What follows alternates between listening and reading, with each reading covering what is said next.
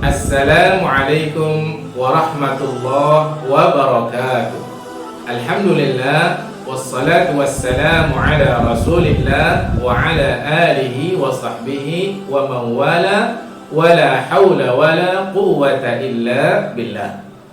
Saudara-saudara sekalian yang dirahmati oleh Allah Subhanahu wa taala, sahabat baginda Rasulullah sallallahu alaihi wasallam yang bernama Abu Darda radhiyallahu taala anhu pernah berpesan. Kata beliau, "Al-birru la yabla."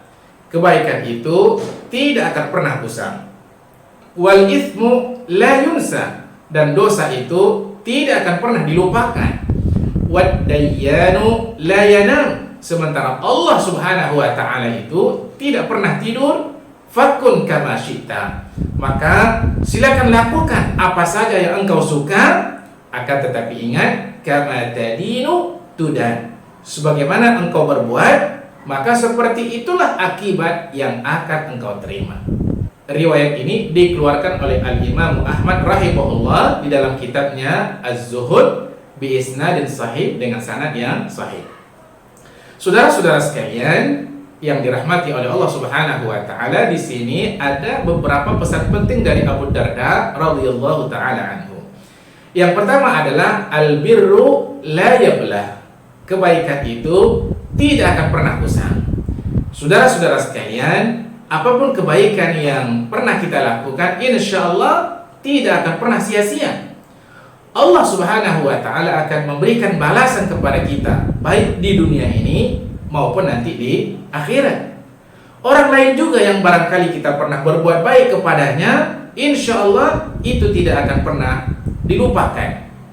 Nah, disebut di sini oleh baginda Rasulullah Shallallahu Alaihi Wasallam, bisa jadi kadang-kadang kebaikan yang pernah kita lakukan itu bisa jadi dijadikan oleh Allah Subhanahu Wa Taala sebagai penjaga bagi diri kita dengan izin Allah Subhanahu Wa Taala.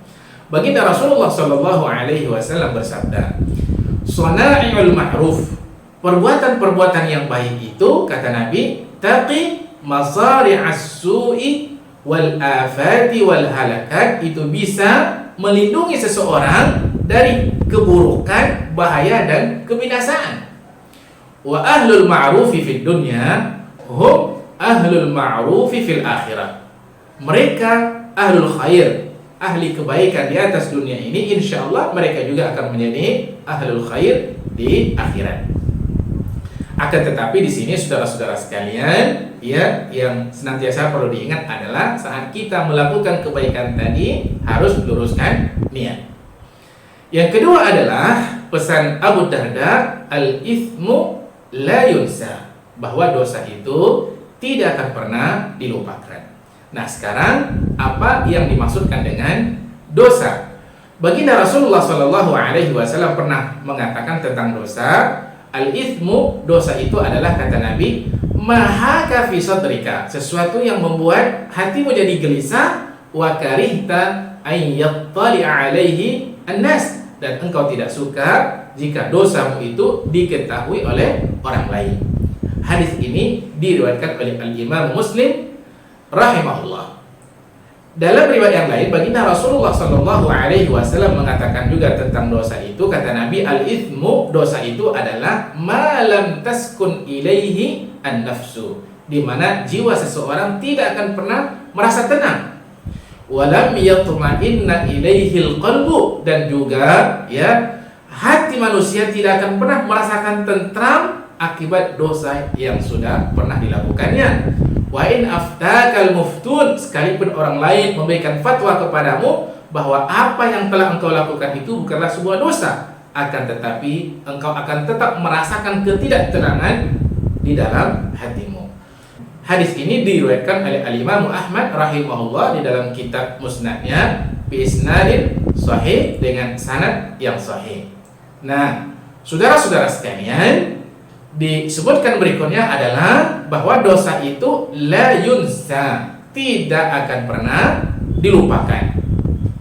Kalau kita buat dosa kepada orang lain, ingat, kata Abu Darda, hati-hati, kesalahan yang pernah kita lakukan kepada orang lain itu mungkin tidak akan pernah dilupakan orang. Ya, Mungkin dia memaafkan, tapi dia bilang saya tidak akan lupa. Dan juga saudara-saudara sekalian, dosa yang pernah kita lakukan itu tidak akan pernah dibiarkan oleh Allah Subhanahu wa taala begitu saja. Pasti Allah Subhanahu wa taala akan memberikan perhitungan kepada manusia yang telah melakukan dosa tersebut. Allah akan menghukumnya baik di atas dunia ini apalagi nanti di akhirat. Allah Subhanahu wa taala berfirman, "Walladzina kasabus sayyi'ati jazaa'u sayyi'atin bimithliha." Orang-orang yang melakukan kesalahan-kesalahan itu dia akan mendapatkan balasan yang sama seperti kesalahan yang sudah pernah dilakukannya. Kecuali illa bitaubati wal istighfari wal musamahati wa raddil huquqi ila ahliha. Kecuali dia kemudian bertobat kepada Allah Subhanahu wa taala, beristighfar, minta maaf kepada orang yang telah dia berbuat salah kepadanya, kemudian dia harus mengembalikan hak-hak orang lain yang telah diambilnya. Itu pesan yang kedua. Pesan yang berikutnya adalah wad-dayyanu la yanam. Allah Subhanahu wa taala itu tidak akan pernah tidur, tidak akan pernah lalai. Saudara-saudara sekalian, jika kita manusia ini punya salah kepada orang lain di atas muka bumi ini, jika tidak kita selesaikan saat kita hidup di atas dunia ini, nanti akan diselesaikan oleh Allah Subhanahu wa taala di akhirat. Baginda Rasulullah sallallahu alaihi wasallam bersabda, "Yahsyurullahul 'ibada yaumal qiyamah." Allah akan bangkitkan dan kumpulkan manusia nanti di hari kiamat auratan, dalam keadaan tidak berpakaian alias telanjang, ghurla, tidak berkhitan, buhman, tidak ada membawa apa-apa. Qala qulna wa ma buhman. Kemudian sahabat bertanya, "Ya Rasulullah, apa itu buhman?" Qala laisa ma'ahum syai'un. Baginda Rasulullah sallallahu alaihi wasallam mengatakan bahwa ketika mereka dikumpulkan di padang mahsyar, mereka tidak bawa apa-apa harta sedikit pun. Tsumma yunadihim, kemudian ada yang memanggil mereka bisautin, dengan suara yasma'uhu man ba'ud kama yasma'uhu man qarub. Baik yang jauh ataupun yang dekat dapat mendengar panggilan itu. Apa bunyi panggilan itu? Suaranya adalah Ana Dayyan, saya adalah Ad-Dayyan. Ana Al-Malik, saya adalah Raja. Allah Subhanahu wa ta'ala yang mengatakan itu. La yanbaghi li ahadin min ahli an-nar, bahwa tidak akan bisa seseorang daripada penduduk neraka ayyadkhulan nar, untuk masuk ke dalam neraka, walahu inda ahadin min ahlil jannati haqqun hatta aqussahu minhum, sementara dia masih punya perhitungan kepada orang-orang yang akan masuk surga. Allah Subhanahu wa taala mengatakan dia tidak akan bisa masuk neraka sampai kemudian aku akan selesaikan urusan dia dengan orang yang Allah akan masukkan ke dalam surga.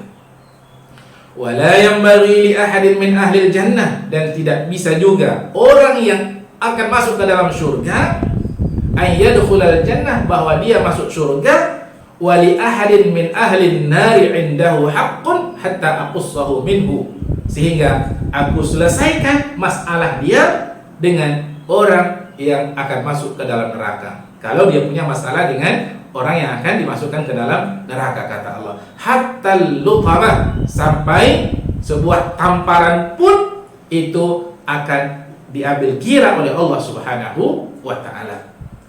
Qala qulna, kemudian sahabat bertanya lagi, kaifa wa innana na'ti uratan ghurla buhma, ya Rasulullah, bagaimana keadaan kami ketika itu? Kami dibangkitkan dalam keadaan tidak berpakaian, dalam keadaan tidak berkhitan, dalam keadaan tidak membawa harta. Bagaimana kami harus bisa menyelesaikan masalah yang pernah kami lakukan di atas dunia? Harta tidak ada. Bagaimana kami bisa selesaikan harta yang dulu pernah kami ambil dari orang lain? Baginda Rasulullah sallallahu alaihi wasallam mengatakan, bil hasanati was sayyiati. Maka perhitungannya adalah kebaikan dan keburukan. Dan kita masih ingat apa yang dikatakan oleh baginda Rasulullah SAW tentang orang yang bangkrut nanti di akhirat. Ada orang buat pahala banyak, tapi dia juga punya banyak masalah dengan orang lain, masa hidup di atas dunia tidak selesai, ya, datang orang lain, ya, tidak ada yang bisa dia bayarkan kepada orang lain karena dia tidak bawa harta ketika itu, maka pahalanya diberikan kepada orang lain tersebut. Habis pahalanya, masih ada yang datang kepadanya, apa yang bisa diberikan lagi? Tidak ada, pahala sudah habis, maka dosa orang itu ditimpakan kepadanya. Itulah yang dimaksud dengan bil hasanati wasayyi'at. Dan pesan yang terakhir kata Abu Darda, fakun kama syi'ta, lakukan apa yang engkau suka, tapi ingat ya, natijah hasil akibat dari apa yang kau lakukan itu kama tadinu tudan, sebagaimana engkau berbuat kepada orang lain, maka seperti itulah orang lain akan berbuat kepada dirimu.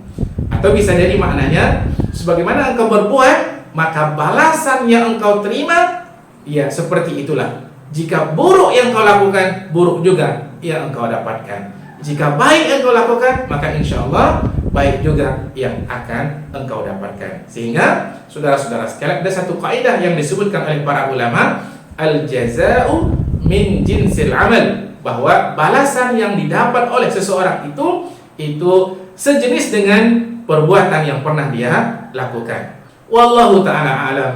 Assalamualaikum warahmatullahi wabarakatuh.